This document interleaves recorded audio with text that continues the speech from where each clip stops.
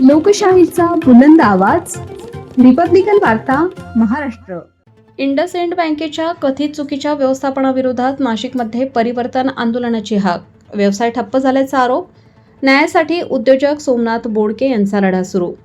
गुरुकृपा ट्रेडर्सचे संचालक तसेच शेतकरी कुटुंबातील उद्योजक सोमनाथ बोडके यांनी इंडसइंड बँकेच्या कथित चुकीच्या व्यवस्थापनाविरोधात नाशिकमध्ये परिवर्तन आंदोलन करण्याचा निर्णय घेतला आहे.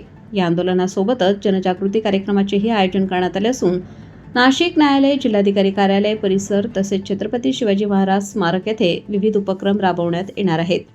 सोमनाथ बोडके यांनी गुरुकृपा ट्रेडर्सची स्थापना पूरक व्यवसाय म्हणून केली होती.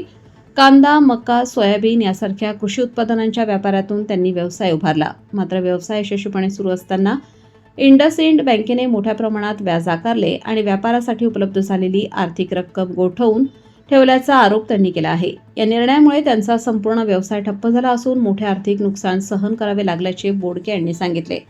त्यांनी या प्रकरणी ग्राहक न्यायालयात कन्झ्युमर कोर्टमध्ये दाद मागितली असून अद्याप न्याय मिळालेला नसल्याची खंत त्यांनी व्यक्त केली आहे. बोडके यांच्या मते यापूर्वीही त्यांनी आंदोलनाचा मार्ग अवलंबला होता.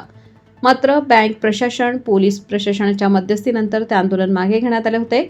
तरीही त्यांच्या समस्येचे समाधान झाले नसल्याने त्यांनी पुन्हा एकदा आंदोलनाची भूमिका घेतली आहे. येत्या काळात या आंदोलनाद्वारे बँकिंग क्षेत्रातील ग्राहकांच्या समस्या, आर्थिक व्यवहारातील पारदर्शकता आणि ग्राहकांना न्याय मिळवून देण्यासाठी जनजागृती करण्यात येणार असल्याचे सोमनाथ बोडके यांनी सांगितले. सदर प्रकरणामुळे बँक ग्राहकांच्या हक्कांविषयी पुन्हा एकदा चर्चा सुरू झाली असून या आंदोलनाकडे सर्वांचे लक्ष लागले आहे.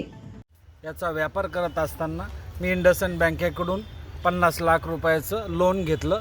त्या loan property against loan 10.5% agreement होतं.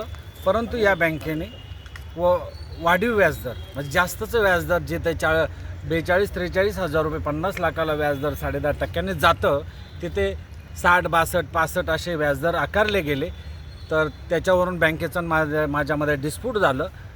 मी कन्झ्युमर कोर्टात दावा दाखल केला. त्यांनी माझं 30 लाख रुपये हे सीज केले, जे पार्ट्यांचे मालासाठी आले होते. केरळ, तामिळनाडू एक्सपोर्टच्या पार्ट्यांची मालासाठी पैसे त्यांनी टाकले. त्यांचे 138चे गुन्हे दाखल माझ्यावरती आहे.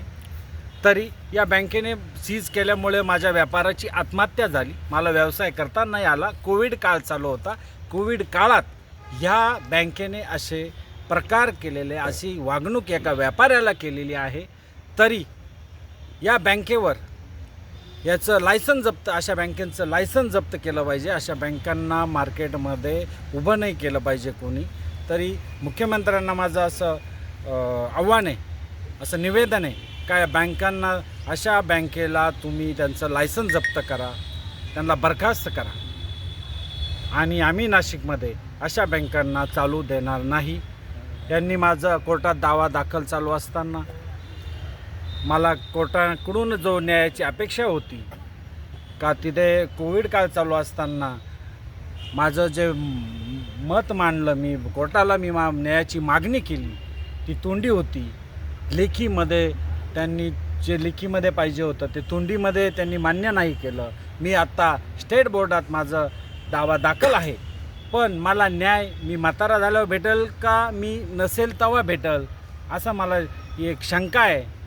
कारण मी परिस्थिती बघून आहे का व्यापार करताना मला आज भांडवलाची गरज आहे. आज मला व्यापार करायचा आहे, तेव्हा मला न्याय आत्ता पाहिजे.